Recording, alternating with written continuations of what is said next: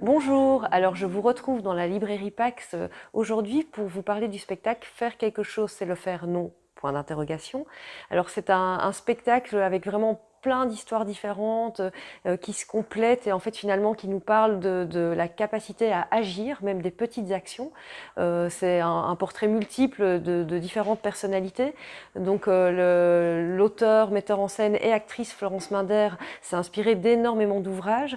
Donc ici, on a fait une petite sélection avec nos partenaires libraires de chez Pax, mais évidemment, vous allez voir qu'il y a plein d'autres sujets. Aujourd'hui, on va s'arrêter sur la notion du deuil, mais un deuil qui est plutôt partagé, qui n'est pas forcément négatif, qui est ouvert, qui est donné aux autres. Il y a évidemment beaucoup d'ouvrages sur la question. Ce magnifique livre, L'année de la pensée magique, que je conseille vraiment à tout le monde, qui est vraiment un petit bijou sensible, sobre, sans complaisance.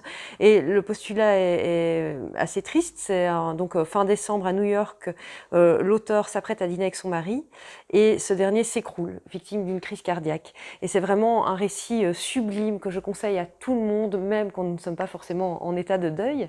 Alors ici, on est dans un ouvrage un peu plus qui s'appelle Le Test, une expérience inouïe, la preuve de l'après-vie, où du coup l'auteur, quand son père est décédé, a mis des objets dans le cercueil et après a fait appel à des médiums différents pour voir comment ils réagissaient. Et c'est assez frappant comment finalement les 6 médiums vont dire des choses similaires et donc comment jouer avec cette relation à l'au-delà.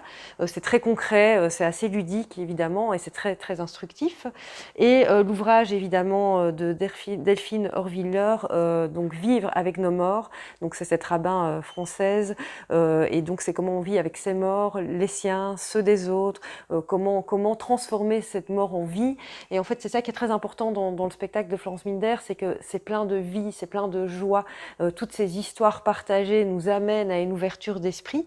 Et j'avais envie du coup de partager encore 2 ouvrages avec vous.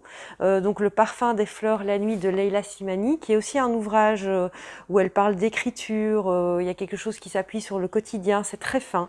Donc écrire, c'est jouer avec le silence, c'est dire de manière détournée des secrets indicibles dans la vie réelle. Donc on est vraiment sur la notion de vie intérieure qui est donnée à l'extérieur, sans voyeurisme jamais, et c'est un très très beau témoignage. Et cet ouvrage plus théorique de David Le Breton qui s'appelle Disparaître de soi et qui est en fait une observation de certaines personnes qu'on peut tous vivre, de ce besoin à un moment donné de ne plus communiquer, de s'effacer, de prendre un pas de côté pour peut-être revenir plus tard dans la vie.